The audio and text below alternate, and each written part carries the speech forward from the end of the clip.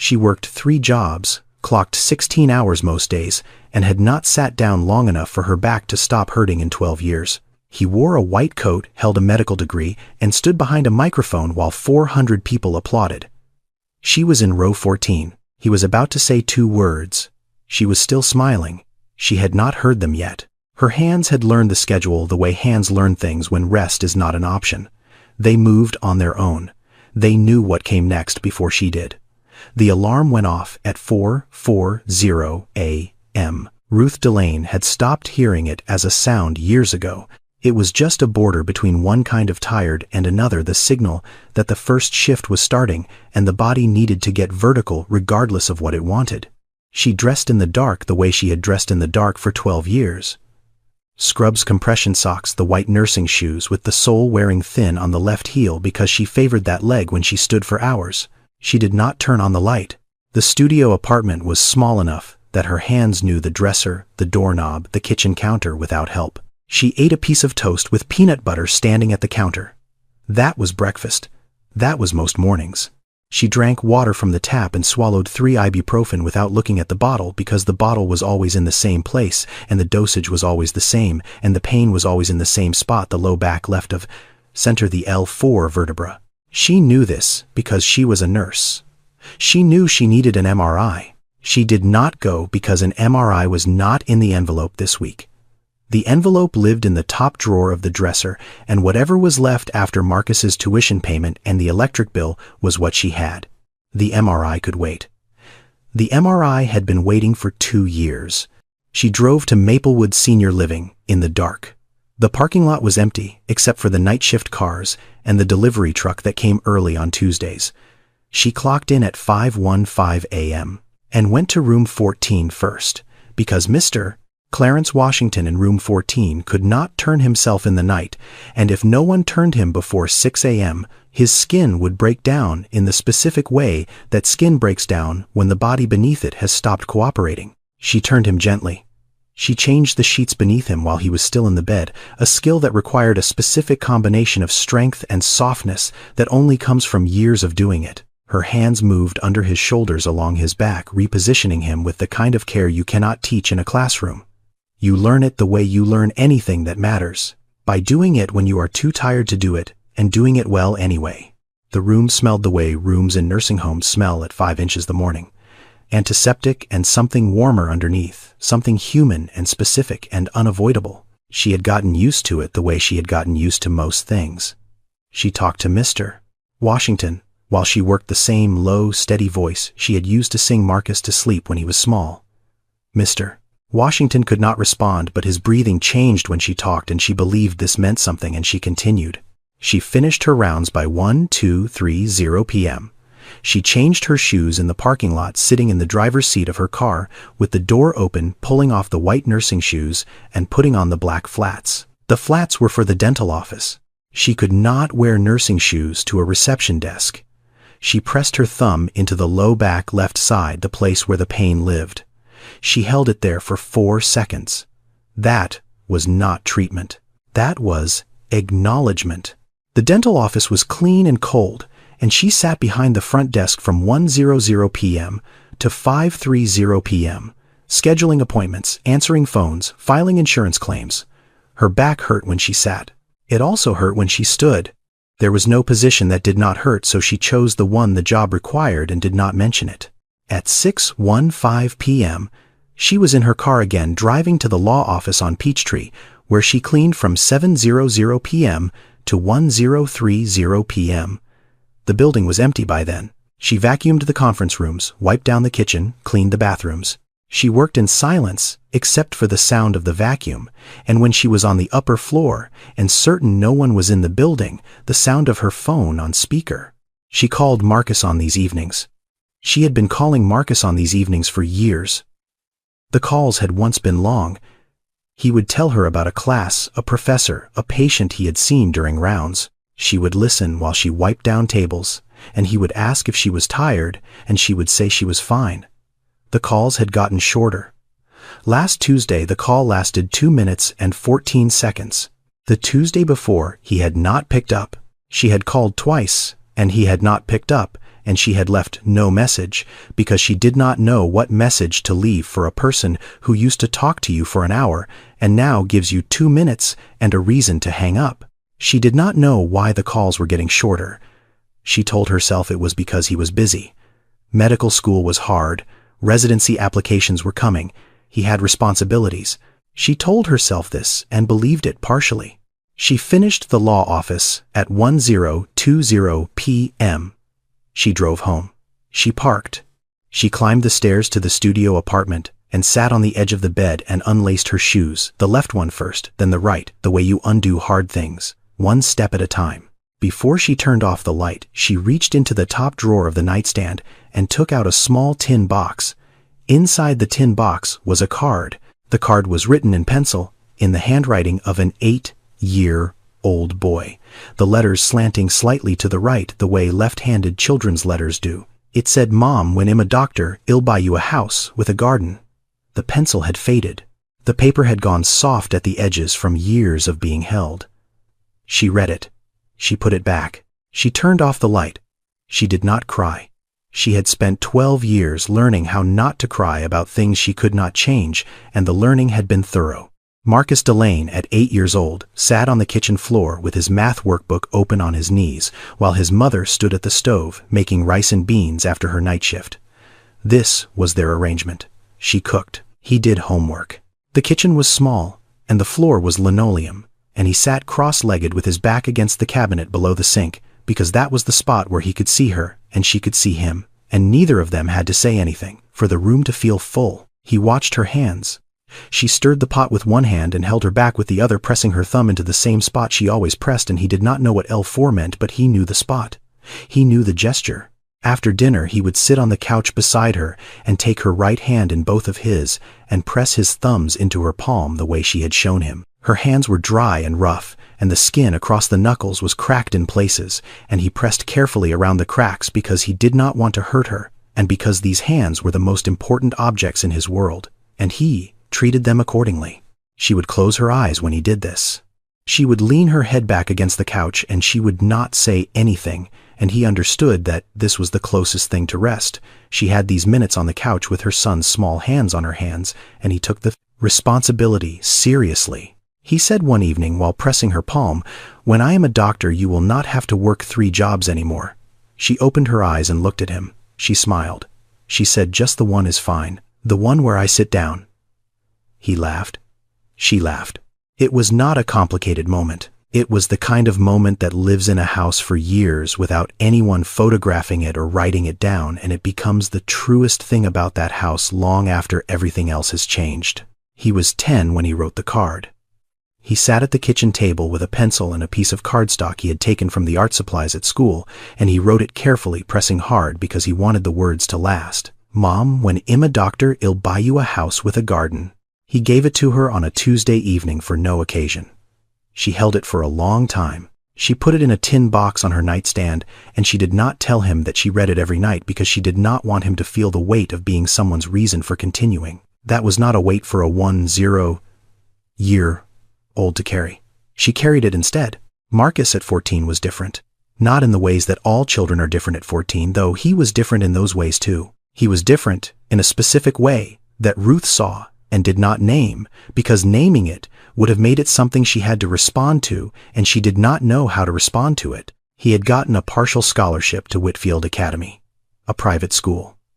The other students had 2 parents and 1 house, and no jobs between them that required a uniform with a logo on the back. Marcus was smart, and he was proud, and he was 14, and he understood already that there was a gap between the world he came from and the world he was entering, and the gap was not just money, it was the way people carried themselves. The things they did not have to explain, the ease. Ruth drove to pick him up on a Wednesday afternoon. She had come from the law office. She had not had time to change. She was wearing the cleaning company polo navy blue with the logo on the back, and she was standing beside her car in the pickup line when she saw Marcus come out the front doors of the school with 2 other boys. He saw her from the top of the steps. She saw the moment he saw her. She saw something cross his face that she had never seen before, a quick calculation, a decision made in the body before the mind has time to intervene. He turned. He said something to the boys beside him. He walked around the side of the building and came out through the back gate and walked to the car from the other direction so that the boys he had been walking with did not see him get into a car with a woman wearing a cleaning company uniform. Ruth saw all of this. She saw it with the specific clarity of a person who watches carefully because watching is the only thing she can do. She did not mention it. She drove home. She ate dinner alone that night because Marcus said he had homework and took his plate to his room. She washed the dishes. She went to bed. She did not mention it the next morning or any morning after. That same semester, Marcus began spending time at the home of a classmate named Derek Ashford. Derek's mother was a woman named Victoria Ashford. Marcus mentioned her once, then twice, then regularly, and each time her name entered the apartment, it occupied a slightly larger space. Ruth noted this. She said nothing about it. She added it to the list of things she carried without putting down.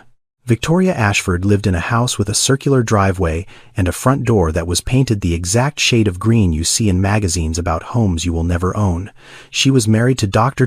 Leonard Ashford, a cardiothoracic surgeon at Emory who played golf on Saturdays and had the kind of handshake that made you feel like you had been evaluated and approved in the same gesture. They had one son, Derek, who was in Marcus's class at Whitfield. Victoria was not a villain.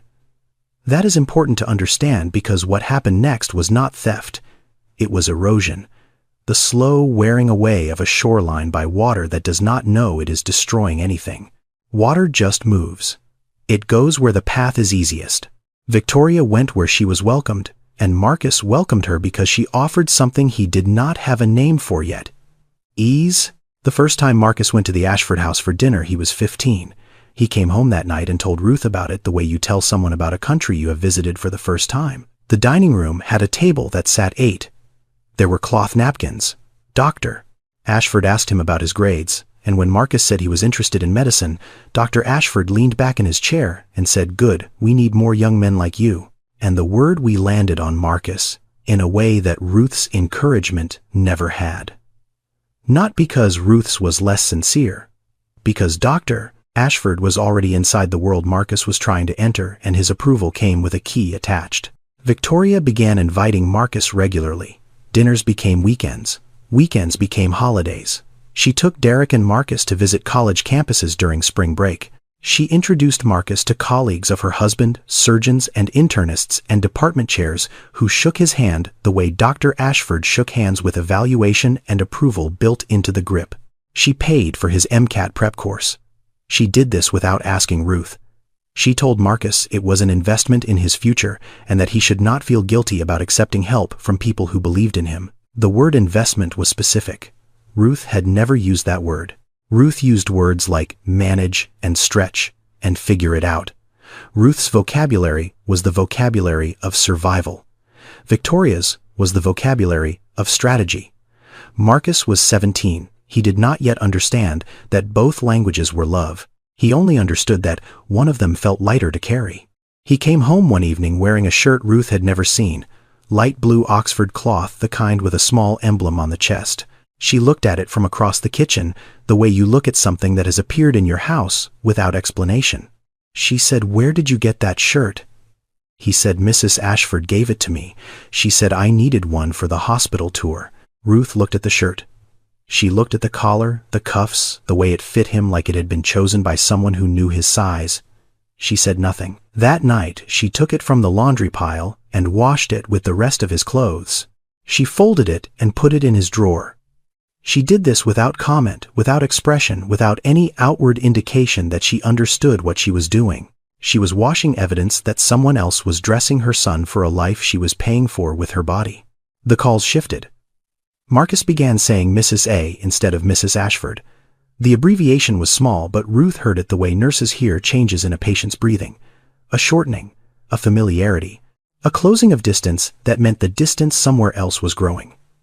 He talked about dinners at the Ashford house the way he used to talk about their kitchen, with the specific warmth of someone describing home. Ruth did not say, "Stop going there." She did not say, "I am your mother, not her." She did not say any of the things that lived in the back of her throat on the nights when Marcus came home smelling like a house that had candles and a dishwasher and a father who was home for dinner. She said none of it, because she was afraid that saying it would make her the thing standing between Marcus and the life she was working 3 jobs to give him. So she said nothing. She went to work. She came home. She washed the shirts that someone else bought for her son, and she folded them and she put them in his drawer, and she did not mention it. The year Marcus left for college was the year Ruth sold the house.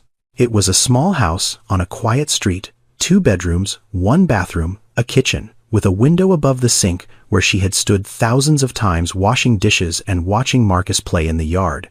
She had bought it with 15 years of saving. Not investing, saving.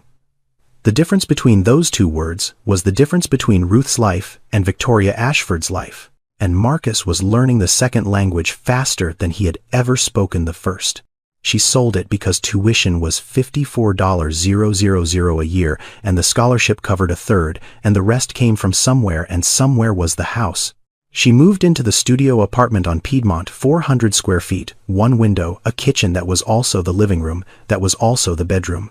She set up the nightstand. She put the tin box in the top drawer. She went to work the next morning at 4:40 a.m. The way she went to work every morning, because the body had learned the schedule, and the schedule did not account for grief. The years that followed were a specific kind of arithmetic. Marcus needed books. Marcus needed equipment. Marcus needed board exam fees. Each need arrived as a phone call, brief and practical, the voice of a young man who had learned to ask for money the way you ask a bank, with the expectation that the transaction would be completed and the conversation would end.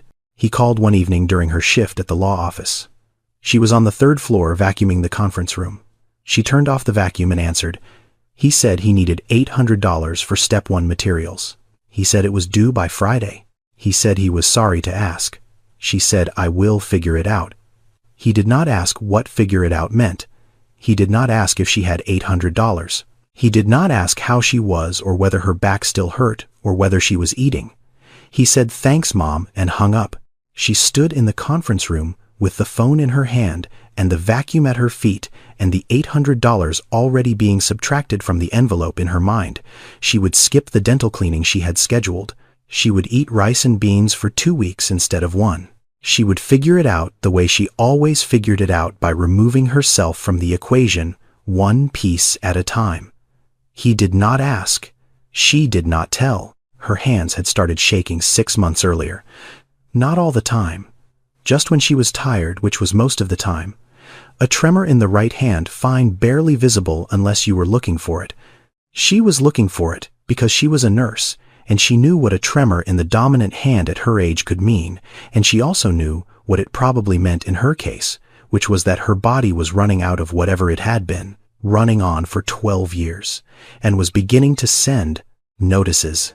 She ignored the notices. She took 4 ibuprofen in the morning instead of 3, and then she stopped counting, because counting meant tracking, and tracking meant acknowledging, and acknowledging meant stopping, and she did not know how to stop. She had never known how to stop. Stopping was not in the vocabulary of survival. The ibuprofen lived next to the sink in the studio apartment, beside the water glass that was always there, beside the toothbrush that needed replacing, beside the small mirror she avoided after 10 p.m. Because the woman in the mirror at 10 p.m. looked older than the woman she thought she was. The face in the mirror had lines that told time more honestly than any clock, and the hands in the mirror shook when they were not holding something. And the eyes in the mirror were tired in a way that sleep could not fix, because the tiredness was not in the muscles.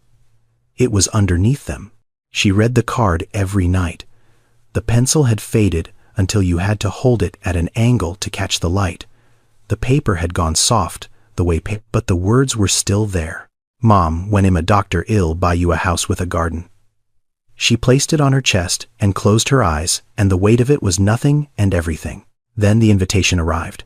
It came in the mail on a Thursday, a thick envelope with embossed lettering, the kind of envelope that costs more to print than Ruth spent on groceries in a week. She opened it standing at the kitchen counter.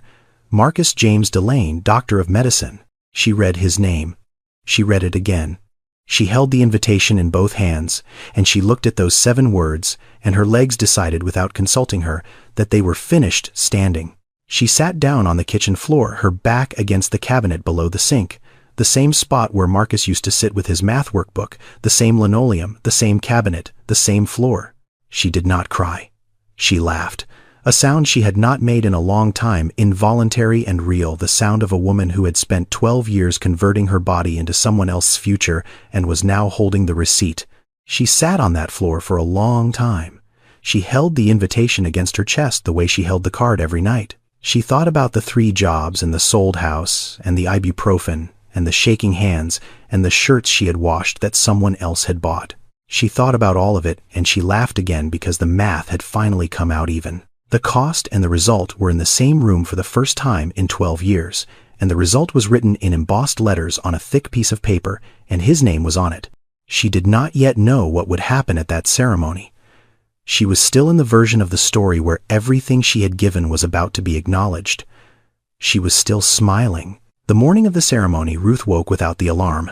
Her body knew this was a different day, the way bodies know things, in the muscles and the breathing and the specific quality of alertness that comes when something you have been waiting for has finally arrived. She showered and stood in front of the bathroom mirror and looked at herself with an attention she normally reserved for patients. She saw the gray in her hair, more than she remembered, concentrated at the temples and spreading back. She saw the lines around her eyes that deepened when she was tired, which was always.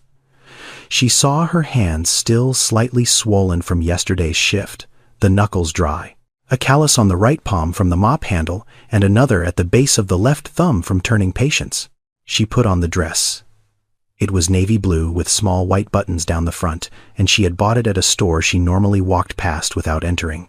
She had tried it on in the fitting room, and stood in front of the 3-way mirror and looked at herself from angles she did not normally see, and the woman in the mirror looked like someone who might sit in the front row of a graduation ceremony, someone whose son was about to become a doctor, someone who had earned the right to be there. She put on her mother's earrings. They were small gold studs, the only jewelry she still owned, the only thing she had kept when she sold everything else that could be converted into tuition. She fastened them carefully, one ear then the other, and touched them once, with her fingertips, the way you touch things that carry more meaning than their size suggests. She took the tin box from the nightstand drawer and opened it and took out the card. She wrapped it in a piece of tissue paper, folding the edges neatly, the way she folded everything with the care of a person who has learned that small things deserve the same attention as large ones. She placed it in her purse, beside her wallet, and her keys, and her bus pass. She had planned what she would say when she gave it to him. She had practiced it in her head on the bus rides home from the law office, the words forming and reforming in the dark, while the city slid past the windows. She would find him after the ceremony. She would take it out of her purse. She would hand it to him, and she would say, "I kept your promise for you. Now you can keep it yourself." She locked the apartment and walked to the bus stop. The morning was warm and bright, and the kind of morning that felt like it was cooperating with something. The bus came at 8:15. She got on and sat in the back row and held her purse on her lap with both hands. The city moved past the windows in its ordinary Saturday morning way. A man walked a dog. A woman watered plants on a balcony. 2 teenagers sat on a curb sharing a bag of chips. Life, in its ordinary configuration, none of it aware that on this particular bus, in this particular seat, a woman in a navy blue dress was riding toward the single event that 12 years of 3 jobs and a sold house and a shaking hand had been building toward. She arrived at the university 40 minutes early. She found the auditorium. She chose a seat in row 14 because the front rows were reserved for faculty, and she did not want to be in the way, and because row 14 was close enough to see his face clearly when he walked across the stage. She sat down. She placed her purse on her lap. She adjusted her mother's earrings. She waited. The auditorium filled slowly around her families with cameras and flowers, fathers in suits, mothers in dresses they had chosen with the same care she had chosen hers. She watched them, and she felt for the first time in a very long time that she belonged in a room.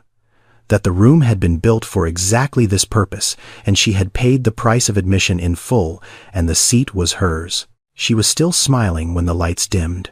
She was still smiling when the dean began to speak. She was still smiling when the names began to be called one by one in alphabetical order and the letters moved closer to D. Marcus James Delane was the 37th name called. Ruth counted. She had been counting since the letter A, tracking the alphabet the way she tracked shift hours, with the specific patience of someone who has spent a lifetime waiting for things that required waiting. When they called his name, she leaned forward in her seat. Row 14. She could see him clearly. He stood from his chair on the stage and walked to the podium, and the dean shook his hand, and he received the diploma, and he was in that moment everything she had built. She did not think the word son. She thought the word work. That is what stood up there in that white coat. 12 years of 440 alarms and 3 shifts, and ibuprofen and an envelope in a drawer and a house she no longer owned.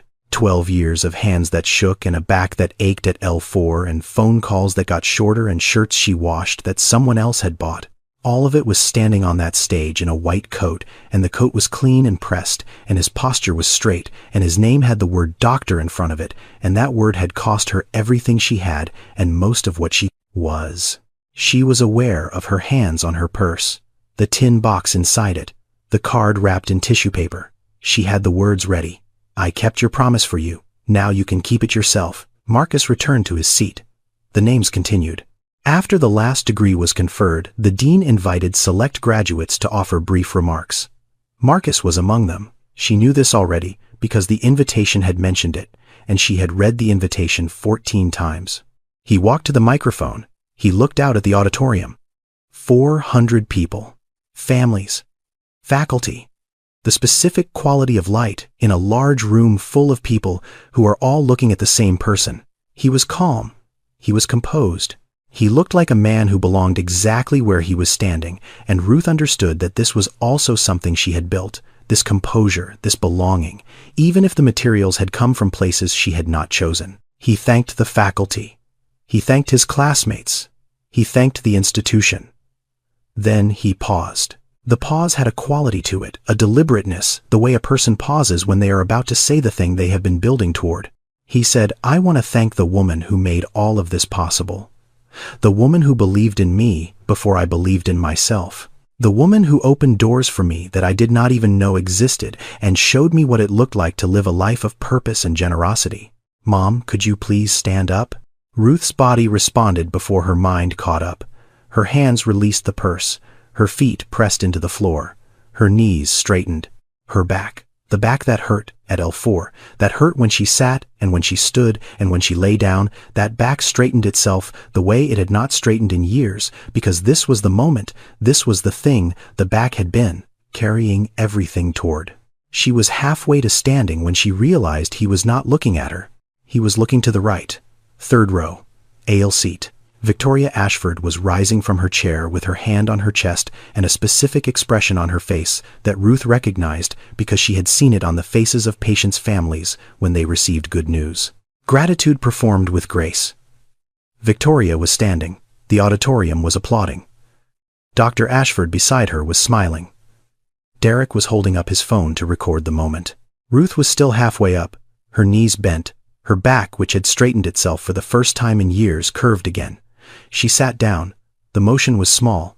The seat absorbed her weight without sound. The man beside her did not look over. The woman on her other side was clapping. She sat back down. No one noticed. The applause continued. Victoria raised her hand in a small wave composed elegant the wave of a woman who was accustomed to being acknowledged in rooms. Marcus smiled at her from the stage. The specific quality of that smile was something Ruth saw from row 14 with the clarity of a person who had spent 18 years studying that face from across kitchen tables and in rear-view mirrors and through cracked bedroom doors at night. It was a real smile. He was not performing. He meant it. Ruth sat in her seat. She did not move. The ceremony continued around her. More remarks. More applause. A song from the university choir. The recessional. People stood. People hugged. People took photographs. The room filled with the specific noise of completion of a thing having been finished, a future's beginning. She did not stand. She sat in row 14 with her purse on her lap and the tin box inside the purse, and the card inside the tin box, and the words inside the card, and the promise inside the words, and all of it sitting there in the weight on her thighs, while 400 people moved around her toward the exits and toward the lobby and toward the rest of their lives. Her hands were on the purse. They were not shaking. They were very still. The specific stillness of hands that have decided there is nothing left to reach for. She waited until the row was nearly empty. She stood. She walked to the aisle. She walked toward the exit. She did not look toward the stage. She did not look toward the third row. She walked the way she walked through the law office at 10 p.m. Efficiently, without unnecessary movement, the body doing what it had been trained to do in spaces where it did not belong. The lobby was full of people. She moved through them. She reached the glass doors. She pushed through, and the outside air hit her face, and it was warm and bright, and the parking lot was full of cars she did not own. She stood at the edge of the lot. Through the glass doors behind her, she could see the lobby. She could see Marcus. He was standing with the Ashfords. Victoria had her arm around his shoulders. Dr. Ashford was shaking his hand. Derek was beside them. They were laughing. Someone was taking a photograph. Marcus stood in the center of these people with his diploma in his hand and his white coat on his shoulders, and he looked like he belonged to them. Ruth looked at Victoria's hand on her son's shoulder. She looked at the specific placement of it, the casual weight, the familiarity. She knew that hand's position. She had placed her own hand in that exact spot 10,000 times.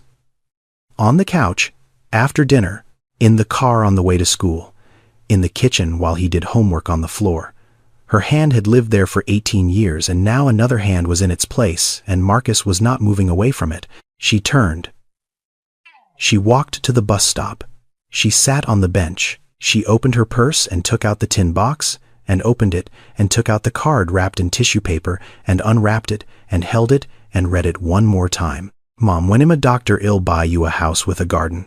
She folded it. She put it back in the tissue paper. She put the tissue paper back in the tin box. She closed the tin box. She put the tin box back in her purse. She closed her purse. She did not cry. She had spent 12 years learning not to cry at work. The bus stop felt like work. The parking lot felt like work. The auditorium had felt like work. Everything felt like work now, because work was the only mode that her body understood. The only setting that did not require her to feel what had just happened, and her body had chosen it automatically, the way it chose everything without asking permission. The bus came. She got on. She sat in the back. She rode home.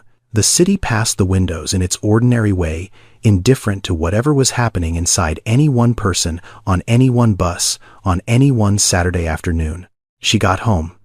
She went inside. She took off the navy blue dress and hung it in the closet. She put on the cleaning company polo. She put on the black pants. She put on the shoes with the worn left heel. She looked at the clock. She had 40 minutes before the evening shift at the law office. She made herself a piece of toast. She did not put peanut butter on it. She ate it standing at the counter. She drank water from the tap. The world did not pause because something inside her had. She went to work. That same evening, Marcus Delane sat in the back seat of the Ashford family's car as it moved through the city toward the restaurant where they had reservations. He was still wearing the white coat. Victoria was beside him. She had her hand on his arm, and she was telling him about the reservation and the champagne she had ordered in advance and the toast Dr. Ashford was planning to give. Marcus listened. He nodded. He responded in the right places. He was performing the version of himself that this car required. The version that had been shaped over years of dinners at that table that sat 8 of campus tours and MCAT prep and hospital introductions. He was performing it well because he had been practicing for a long time, and practice makes the performance smooth enough that the performer sometimes forgets it is a performance. Victoria said, "I am so proud of you." She said it with warmth. She meant it. He heard it. He did not correct her.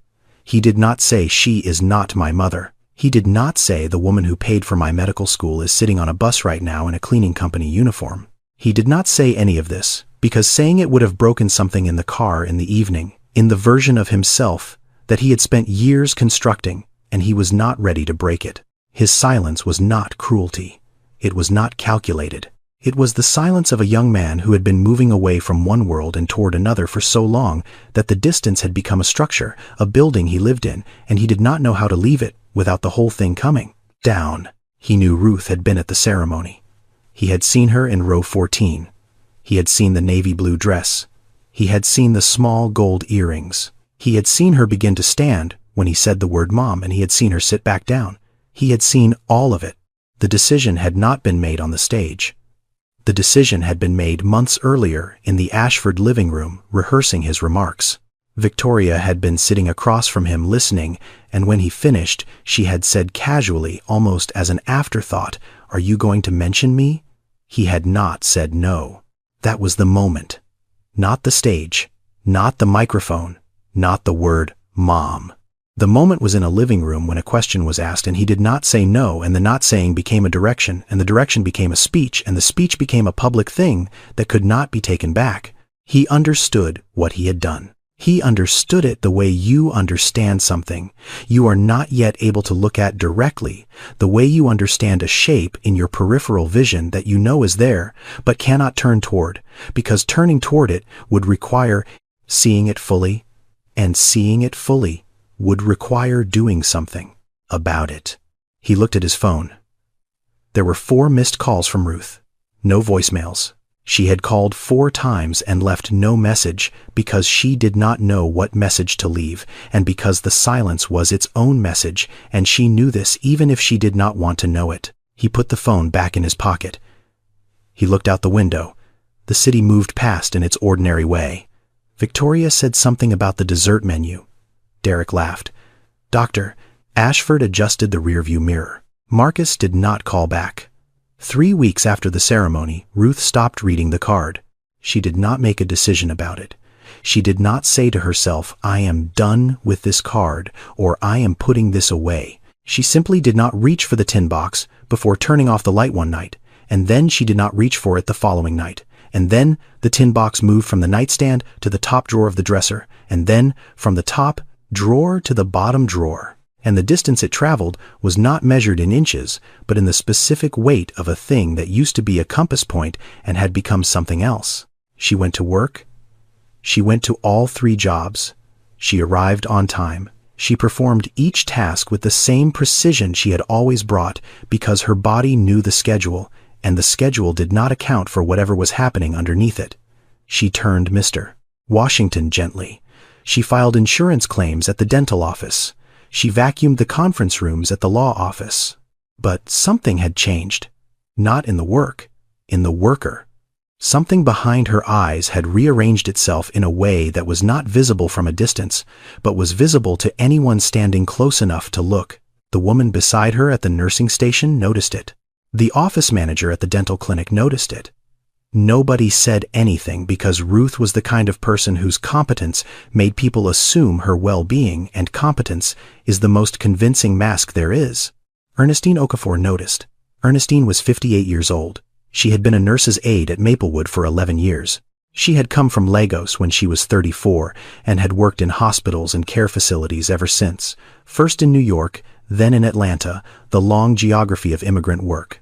She was quiet in the way of people who listen more than they speak and who know the difference between hearing and understanding. She did not ask Ruth what had happened. She did not say, "Are you all right?" or "Is something wrong?" or "Do you want to talk about it?" She had been alive long enough to know that some people do not answer those questions, even when the answer is obvious, and that asking them can sometimes close a door instead of opening one. What she did instead was leave a container of food on Ruth's locker shelf on a Tuesday morning.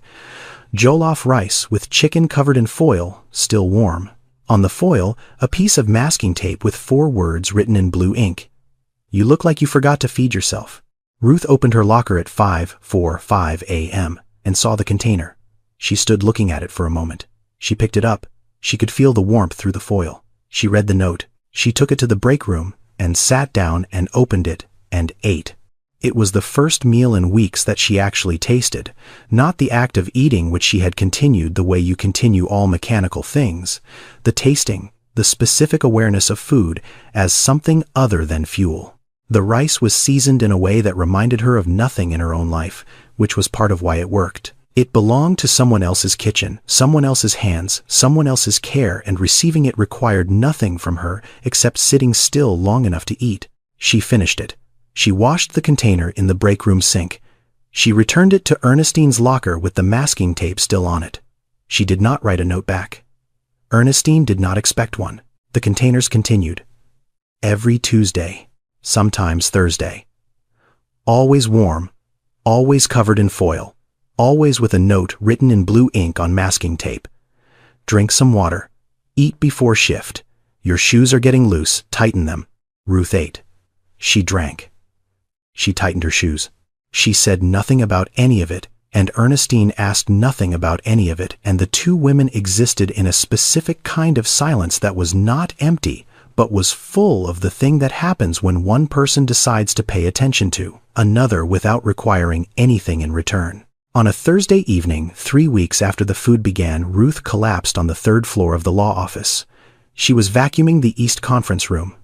She felt the floor tilt. She felt her vision narrow to a point, and then the point went dark. She fell. The vacuum kept running beside her on the carpet. The security guard found her 8 minutes later on his rounds. He called 911. The ambulance came. She was taken to Grady Memorial. The ER doctor was younger than Marcus, and he told her she was severely anemic, dehydrated, and showing early markers of renal insufficiency. He told her she needed rest. He told her she needed follow-up care with a nephrologist. He told her she needed to stop working 3 jobs. She said, "I will." She was discharged the following morning. She took the bus to Maplewood. She clocked in at 5:15 a.m. She went to room 14. She turned Mr. Washington. Her hands shook while she did it, a tremor fine enough that the patient could not feel it, but steady enough that she could. She had never known how to stop. Stopping was not a skill she had ever been taught. Her mother had not taught her how to stop. The world had not taught her how to stop. She knew how to start. She knew how to continue. She knew how to manage the envelope and swallow the ibuprofen and drive to the next shift and wash the uniform and set the alarm and get up and do it again. She knew all the verbs of forward motion.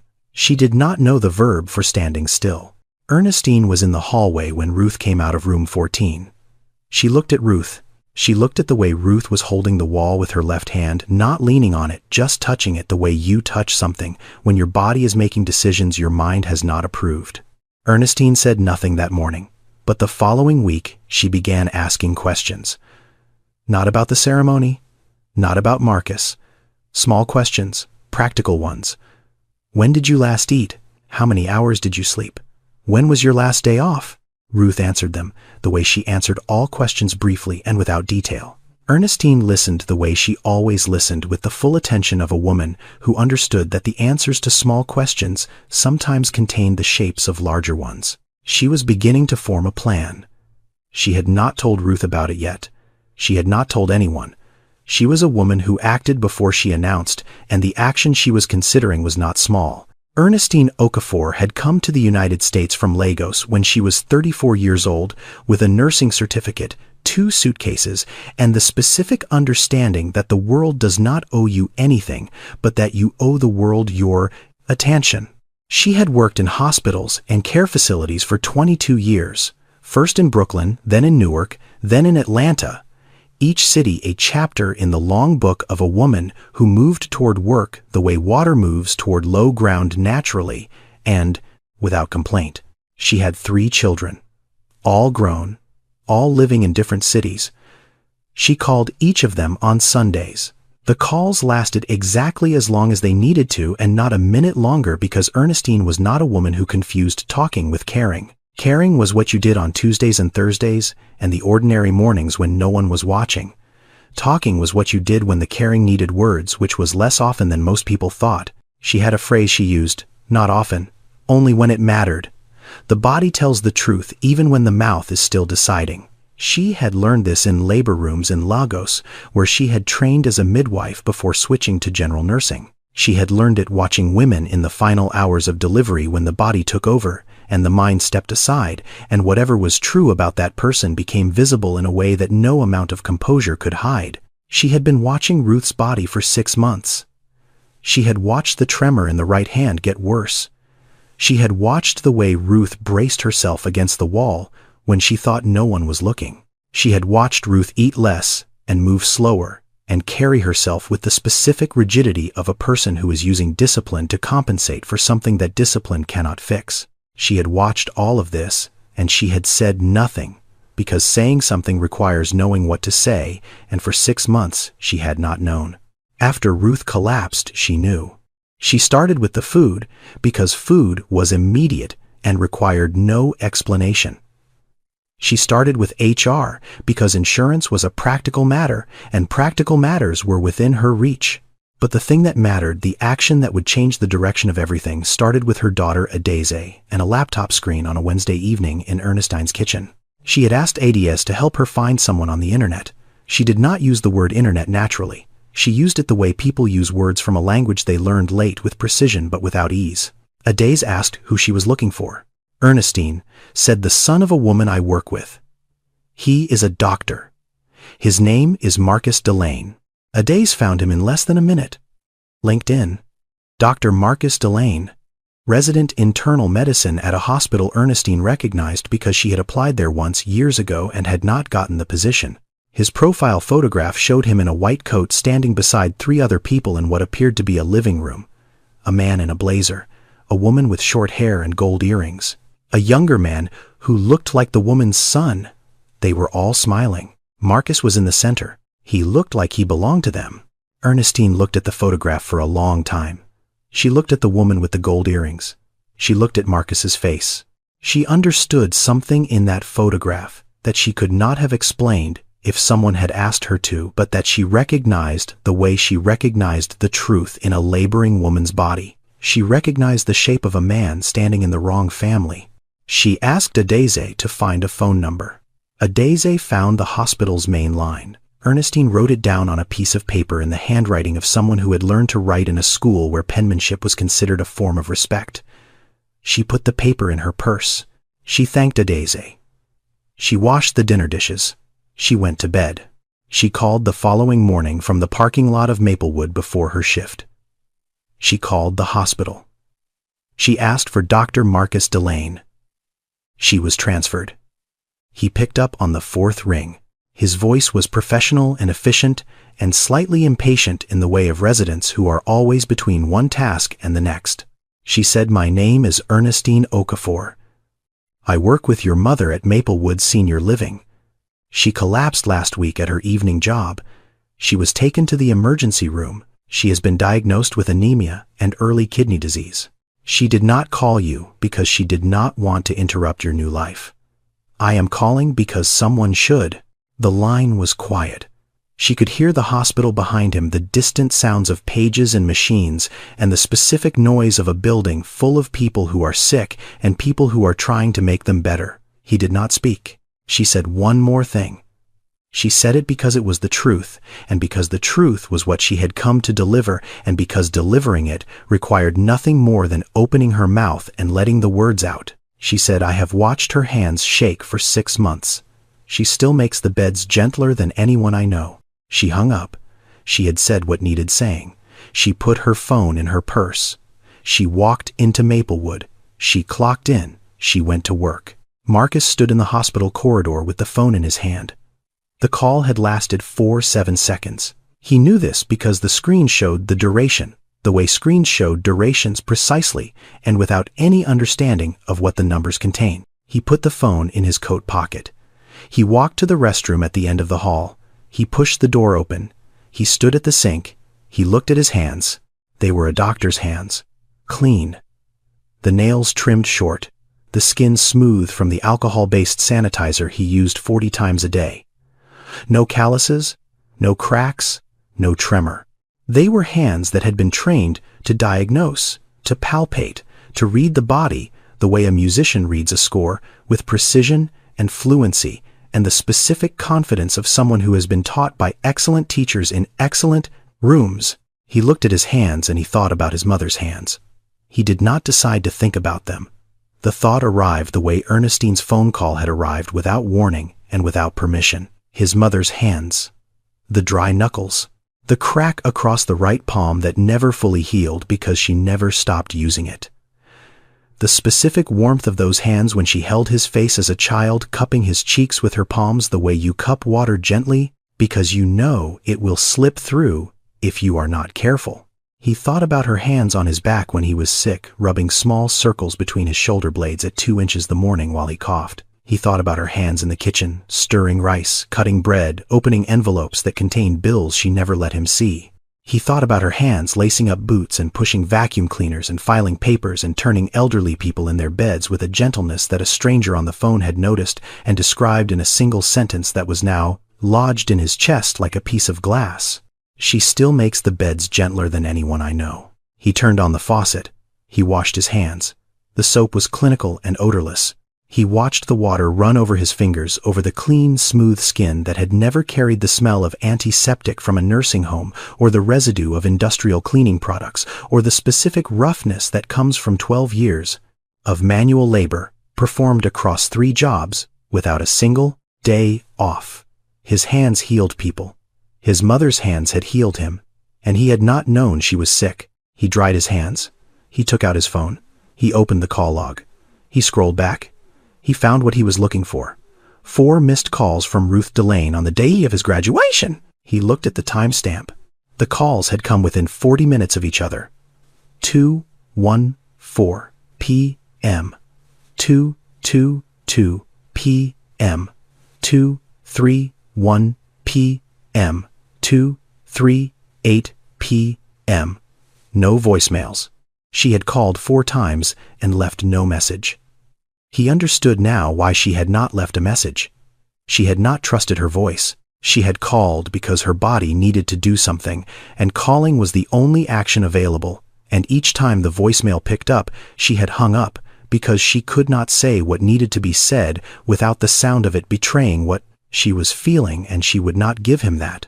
She would not give anyone that. He put the phone back in his pocket. He leaned against the sink. He stayed there for a long time. He did not cry. He was aware of something pressing against the inside of his chest, something that had been building since the phone call and was now occupying a space that made breathing slightly harder, the specific sensation of a truth that has been avoided for years, arriving all at once. He knew what he needed to do.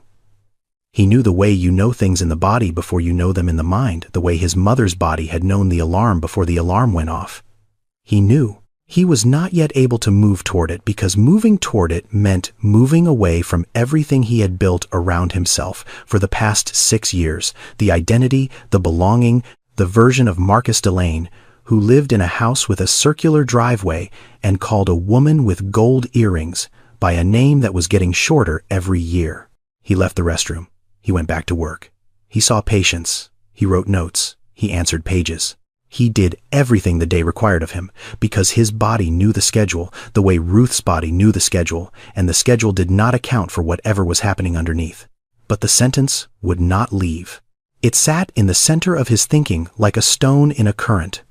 The water moved around it, but the stone did not move. She still makes the beds gentler than anyone I know. He carried it through the afternoon. He carried it through rounds. He carried it into the evening when he drove to the Ashford house and parked in the circular driveway and walked through the green front door. Dinner was at 7:30. It was always at 7:30. Victoria had made something with salmon and a salad with ingredients that had specific names Marcus had learned to recognize over the past several years. Dr.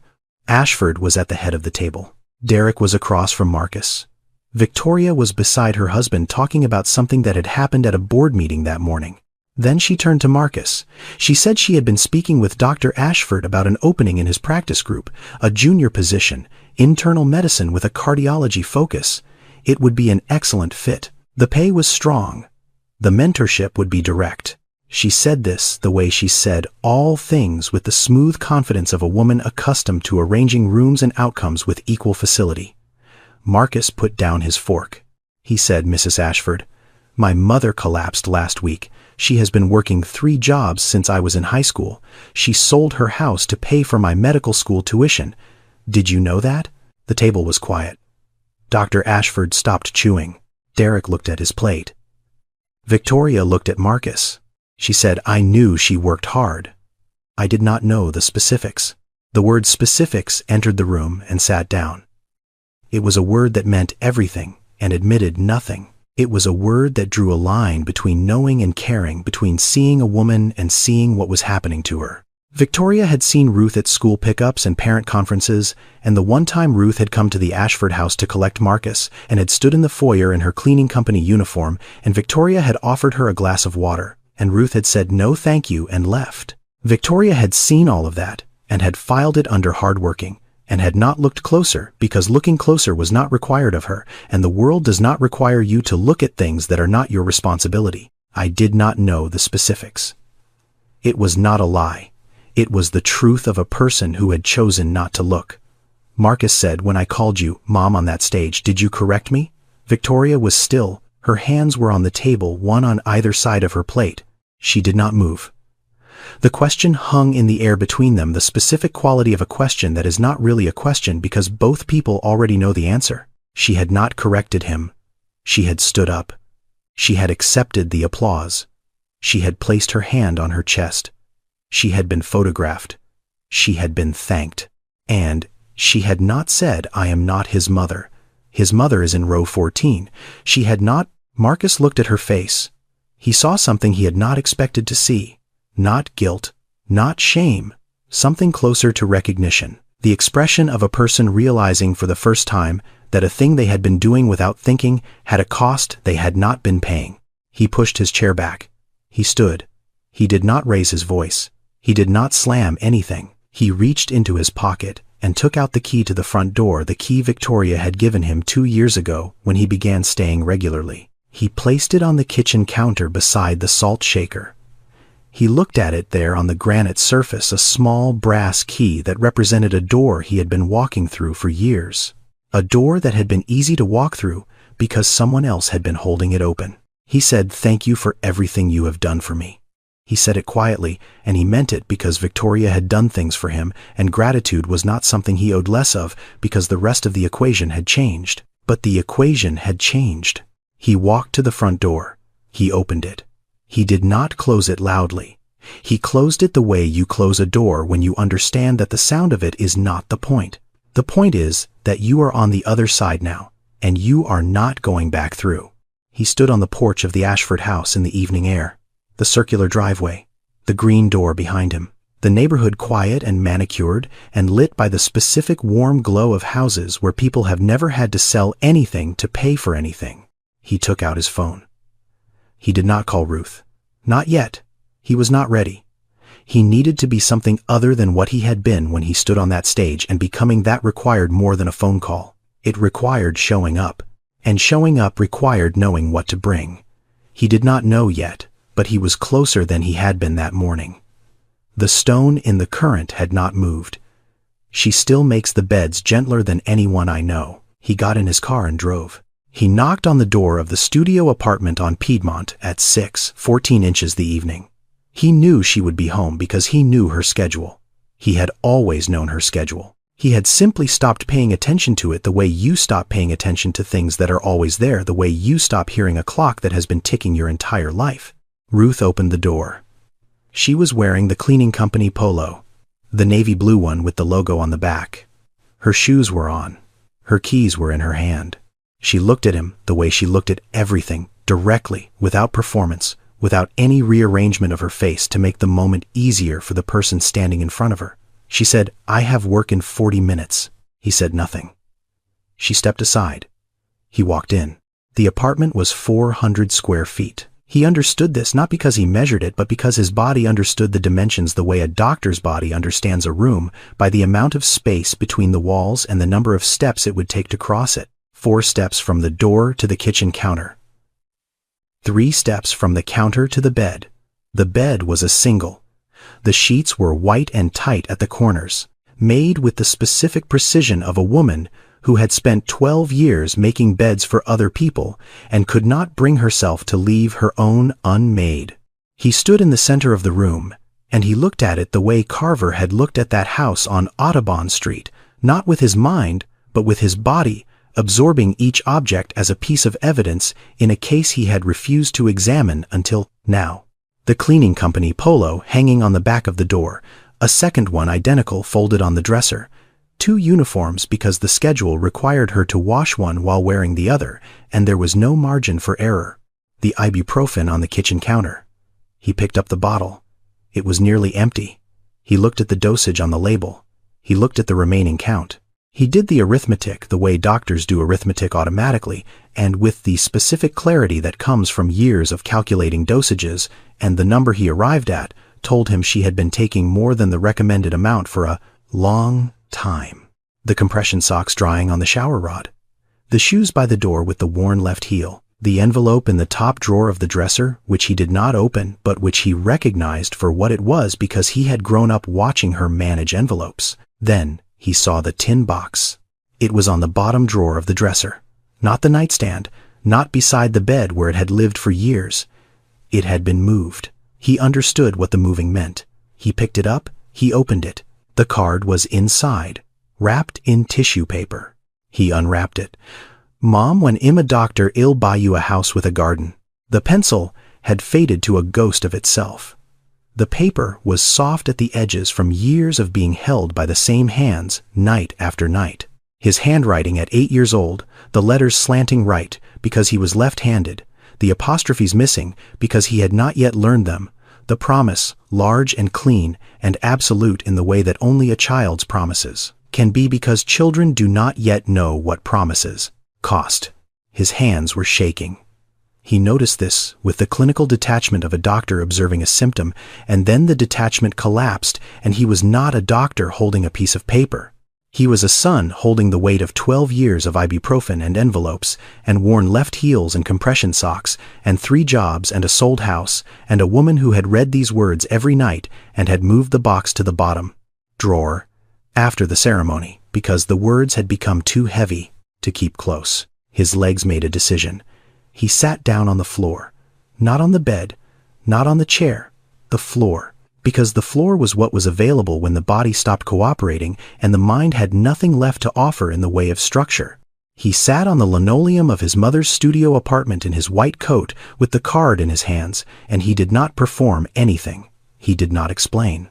He did not apologize with words because the words he had were not adequate for what they would need to carry, and he knew this the way you know things you cannot yet say. Ruth looked at her son on the floor. She had seen this before. Not this specific thing, but the shape of it. The shape of a person arriving at the end of whatever they had been holding up and finding that the holding was finished. She had seen it in patience. She had seen it in herself on the kitchen floor the day the graduation invitation arrived. The same linoleum, the same position. She stood in the doorway of her own apartment, and she looked at him, and she made a decision. Not a dramatic decision, a quiet one. The kind of decision that happens in the body before the mind has given permission. She sat down. Not close. Not yet. She sat on the floor across from him, with her back against the kitchen cabinet, the same cabinet she had leaned against on the morning she read his name on that invitation, and she left the distance between them, because the distance was not hostility. It was the appropriate space of a woman who had been carrying something alone for a very long time and needed to see what he would do with the space before she closed it. He said, "I called her mom." She said, "I know." He said, "I was wrong." The silence lasted longer than any silence should. Outside, a car passed. Somewhere in the building, a television. The ordinary sounds of an ordinary evening in a city that was not aware of what was happening in this specific room, on this specific floor. She said, "You were not wrong about needing something I could not give you. You were wrong about thinking that meant I was not enough." He looked at her. She looked at him. She was not performing forgiveness. She was not performing anything. She was sitting on the floor of her apartment in her cleaning company uniform with her keys still in her hand, and she was telling him the truest thing she knew, which was that love is not measured by what you are able to provide. It is measured by what you are willing to lose. And she had been willing to lose everything, including him, and she had lost him, and she was still here, and the floor was holding both of them, and that was enough for now. He put the card down on the floor between them. He took out his phone. He dialed a number. He said, "This is Dr. Delane. I need to switch my shift tomorrow. I will not be available until noon." He hung up. He looked at Ruth. He said, "I am driving you to the doctor tomorrow morning." "I am not asking." She looked at him. She was still holding her keys. She had been holding them since she opened the door, gripping them in her right hand, the hand that shook the hand that had been lacing boots and turning patients and filing claims and pushing vacuum cleaners for 12 years without stopping. She was holding those keys the way she held everything tightly, because holding tightly was the only way she knew. She put them down. She set them on the floor beside the card, the small sound of metal on linoleum. She nodded. She did not say you do not have to. She did not say I am fine. She did not reach for any of the phrases she had been using to keep people at a distance for 12 years. She nodded. That was all. And in that nod was the first time in 12 years that Ruth Delane allowed someone else to carry something for her. Marcus stood up. He went to the kitchen. He opened the refrigerator. There were eggs. There was bread. There was a jar of peanut butter that was almost empty. He took out the eggs. He took out the bread. He found a pan under the counter. He turned on the stove. Ruth sat on the chair by the kitchen counter and watched her son make scrambled eggs in her apartment. She watched his hands. They were a doctor's hands, clean, smooth, no calluses. They moved with precision and care, cracking the eggs, stirring them in the pan, the specific competence of hands that had been trained to be gentle with things that are fragile. She had taught him that, not in medical school. In this kitchen, in the old kitchen on the old street, when he was small and she was young, and the promise was still written in fresh pencil and everything was still possible. His hands were cooking for her. Her hands had cooked for him for 18 years. The circle was closing. Not completely, not all at once, but the hands that she had rubbed and held and bandaged and watched grow from small to large, those hands were now holding a spatula and scraping eggs onto a plate and setting it in front of her the way she had set 1,000 plates in front of him, and the gesture was so ordinary and so specific that it contained everything that needed to be said without either of them saying it. They ate. He asked about Ernestine. Ruth told him. She told him about the containers of food, the notes on masking tape, the questions that were not really questions but were a kind of watching the specific attention of a woman who had decided that Ruth was worth seeing. Marcus was quiet. Then he said, I need to thank her. Ruth said she does not want thanks. She wants you to show up. He looked at her. He understood what she meant. Showing up was not dramatic. It was not the thing you told people about at dinners, or wrote into speeches, or performed on stages in front of 400 people. It was the thing you did on a Tuesday morning, when no one was watching and nothing required it except the specific understanding that someone you loved was still here and still deserved your presence. Showing up was eggs in a pan and a ride to the doctor and keys set down on a floor. Showing up was what his mother had done every morning at 440 for 12 years, and what Ernestine had done every Tuesday with a container of rice, and what he had failed to do for so long that the failing had become a structure he lived inside without knowing he was living inside it. He washed the dishes. She dried them. They stood side by side at the small sink in the small kitchen, and the apartment that had been built for one person held 2 people, and it held them well enough. The following morning, Marcus pulled his car up to the curb outside the apartment at 815. Ruth came out wearing a blue shirt and the black flats. She got in. She put on her seatbelt. She held her purse on her lap the way she always held it with both hands. They drove through the city. The morning was warm and clear. A man walked a dog. A woman carried grocery bags. Life, in its ordinary way, indifferent to the specific private thing happening inside this one car on this one street. Ruth opened her purse. She took out the tin box. She opened it and took out the card wrapped in tissue paper and unwrapped it and held it for a moment. Then she held it out to Marcus. He took it with one hand, the other on the wheel. He looked at it, his handwriting at 8 years old, the faded pencil, the soft paper, the missing apostrophes. She said, I kept your promise for you. Now you can keep it yourself. He looked at the card. He looked at the road. He folded it carefully and put it in the breast pocket of his white coat, the pocket over his heart, the pocket where he kept his pen and his badge, and the small tools of the life she had paid for. The card disappeared into the white fabric, and Ruth watched it go, and she thought it finally arrived where it was supposed to be. Not a house, not a garden, just a pocket close to the chest of the person who wrote it, carried by the person who could now understand what it had cost to keep. They drove to the hospital. He parked. He came around and opened her door. She got out. They walked in together. He did not hold her hand. She did not need him to. They walked side by side the way 2 people walk when they have decided to go in the same direction without needing to discuss it. Some debts are not repaid in money or houses or gardens. They are repaid in mornings like this one. In a car on a Tuesday, driving to a doctor's appointment, saying nothing because nothing needed to be said. In the specific, ordinary act of showing up. Ernestine Okafor never asked for thanks. She went to work the next morning the way she always did. She clocked in at 5:15. She went to room 14. She turned Mr. Washington gently. She checked vitals. She left a container of jollof rice and chicken on Ruth's locker shelf with a piece of masking tape on the foil. The tape said, "Eat before your appointment." She did not know that Marcus had come back. She did not know about the eggs, or the floor, or the card in the pocket. She did not need to know. The knowing had never been the point. The doing was the point. It had always been the doing. The world does not always give you back what it takes from you. It takes houses and years and health and the specific trust of a child who used to sit on your kitchen floor and hold your hand and make promises in pencil. It takes all of that, and it does not apologize and it does not explain. But sometimes, if you are patient and if someone along the way decides you are worth a phone call they did not have to make, it gives you something close.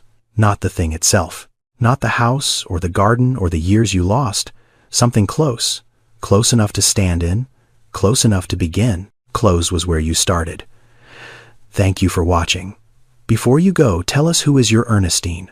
Who showed up for you when the people who were supposed to did not? See you in the next.